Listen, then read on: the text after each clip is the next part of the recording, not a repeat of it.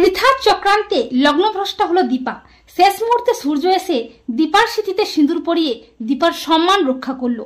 হ্যাঁ বন্ধুরা, আমরা এমনটাই দেখতে পাবো অনুরাগী ছোঁয়া ধারাবাহিকের আগামী পর্বগুলোতে। লাবণ্য চায় দীপাকে সেনগুপ্ত বাড়িতে এনে ওই বাড়ি থেকেই ধুমধাম করে দীপার বিয়েটা দিতে।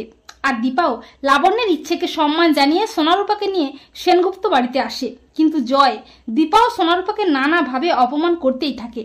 অপরদিকে পৃথা নানা রকম ভাবে চক্রান্ত করতেই থাকে যাতে দীপার সাথে অর্জুনের বিয়েটা না হয়।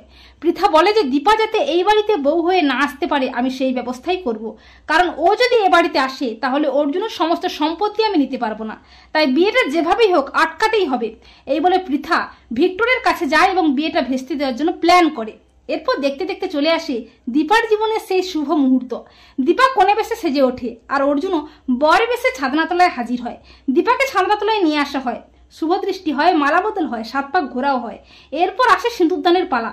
যখনই অর্জুন দীপার স্মৃতিতে সিঁদুরটা পরাবে করে ঠিক তখনই অর্জুনের ফোনে একটা ফোন আসে যে পৃথা চক্রবর্তী কিডন্যাপ হয়েছে। তা শুনে চমকে ওঠে সবাই।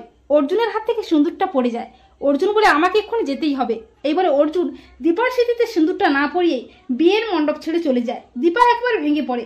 পুরোহিত বলে কি হবে এখন, বর তো চলে গেল, সময় যে পেরিয়ে যাচ্ছে, কোন যে লগ্নভ্রষ্ট হয়ে যাবে।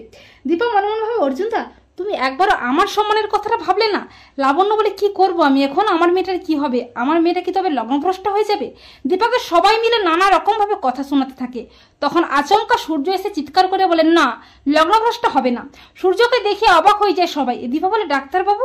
সূর্য দীপাকে বলে দীপা আমি তোমার কোনো অসম্মান হতে দেব না। এই বলে দীপার সাথে হওয়া সমস্ত অপমানের যোগ্য জবাব দিয়ে সূর্য বিয়ের মণ্ডপেই নিজের হাতে দীপার স্মৃতিতে সিঁদুরটা পরিয়ে দিয়ে দীপার সম্মান রক্ষা করে, দীপাকে লগ্নভ্রষ্ট হওয়ার হাত থেকে বাঁচায়। তো কি বন্ধুরা, তোমরাও এটাই চাও তো যে অনুরাগীর ছোঁয়ার আগামী পর্বে দীপা দুজনেই এইভাবেই এক হয়ে যাক।